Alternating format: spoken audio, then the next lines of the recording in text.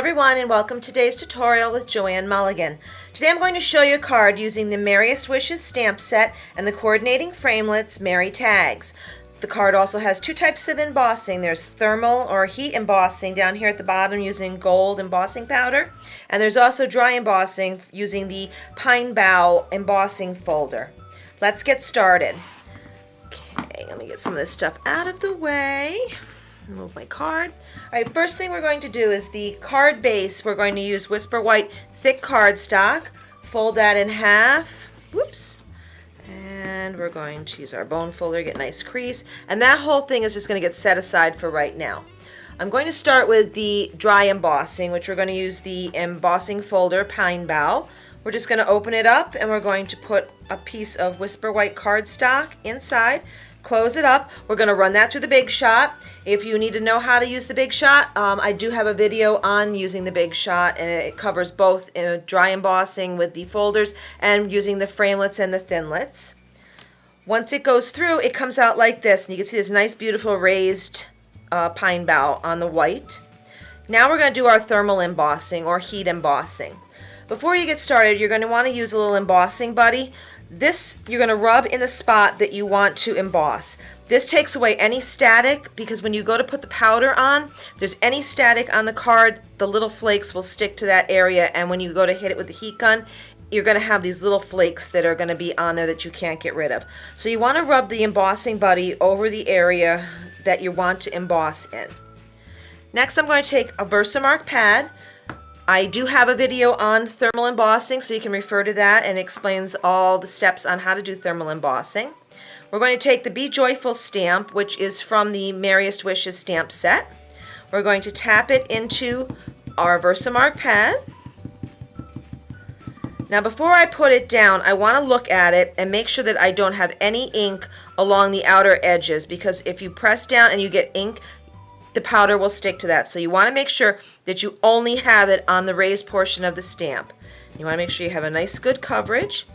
And then I'm just going to, let me just check one more time, make sure. Okay. And then I am going to stamp this in the lower portion. Okay. Now you can't see it right now because Versamark is a clear pad. Then I'm going to take my gold embossing powder. I'm going to take a piece of scrap paper and put that underneath.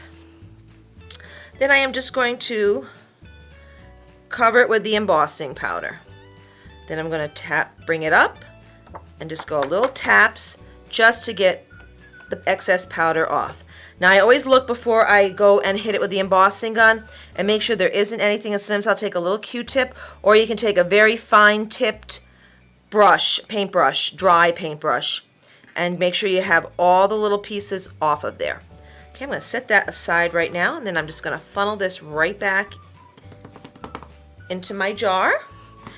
Cap that up and then put that away. Make sure you put the cap on. I cannot tell you how many times I have dumped embossing powder. Now that I have that on there, I'm going to take my heat gun and I'm going to heat it up. You don't want to make sure you want to watch it so that you can watch as the powder melts. You can see it gets shiny. You don't want to overheat it because it will take on a melting. It'll look like it's melting into the paper rather than have that nice raised image. And there we go. It only takes a few seconds with the heat gun, and there you go. You have a beautiful raised image. That right there is going to get, oops, we're going to hold off on that. I have another step here. Now I'm going to take my Merry Tags framelits, and it's a two-step part I'm going to do. I'm going to take the solid one, and that's going to go on a piece of garden green cardstock. Then we have the one with the little deer and the pine trees. That one is going to get put onto a piece of gold foil. That's going to get run through my Big Shot, and when I take it out, it's going to look just like this. Isn't that pretty? Now I'm just going to take a little bit of the Tombow glue and put a little tiny bit on the back, not a lot, just a little, and just a little tiny bits up around the edges up top. A little on our deer, a little on our trees. Not a whole heck of a lot, we just want a little tiny bit on there. Then that is going to get put right on top of the green. And if you get a little excess like that, you can rub it off, or you can use the eraser. Try rubbing it. That's not going to work. I'll try my eraser. Oops, get that out of the way. You can use your adhesive remover and just gently rub over that, and it'll get rid of that for you.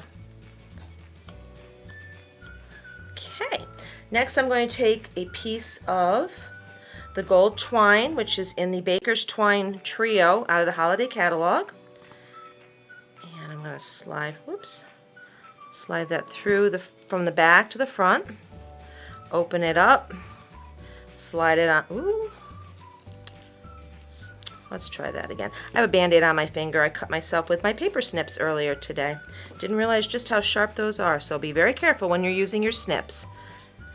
So you're going to bring it through, and there we go. Now what I'm going to do is take another piece. Oh boy, with the Band-Aid, I don't know how I'm going to do this. I have enough trouble tying bows. Let's see if I can do this. Oop, there we go. I'm going to tie a little bow. Okay, and I'm going to need a glue dot. Let me get this a little better here. Okay, let me take a glue dot. Whoops. Let me tear some of this excess off here. Take a little glue dot. And I'm going to put that right on the front. And then I'm just going to trim these edges down just a little tiny bit. Get those out of the way. Then what I'm going to do is take a couple of dimensionals.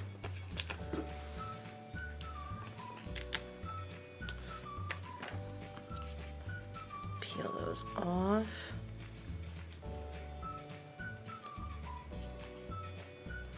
There we go. And then I'm just going to attach that to the front of my card. I'm going to go down just a little teeny bit lower. Put that right on my card. I'm going to take the string here and I'm just going to turn it right around to the back. I'm just going to take another little glue dot. Sometimes I use washi tape to attach it. I'm just going to take a little glue dot right now. Whoops. Come on off of there. There we go. Just to secure that on the back, so that it's going to be hidden when I put it onto my garden green cardstock. Now I'm going to take some snail today. I'm going to use snail.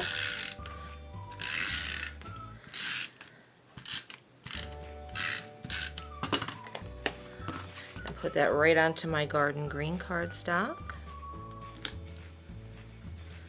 Then this right here, I'm going to use some dimensionals again. I want to have it raised up just a little bit off the card rather than be flat. I do that sometimes just to give it a little bit of, make it have a little bit of a different look.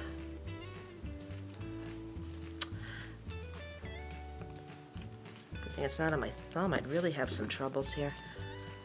Let's see here. Come on. There we go. And then that is going to get mounted right onto the front of my card. And there you go. If you like this video, please like, share, and subscribe. For a list of the products used in card dimensions, please click the link in the video description. Be sure to visit my website, stamptoyoudrop.com, for more inspiration and videos. I can also be found on Instagram, Facebook, and Pinterest. Thank you so much for watching, and happy stamping!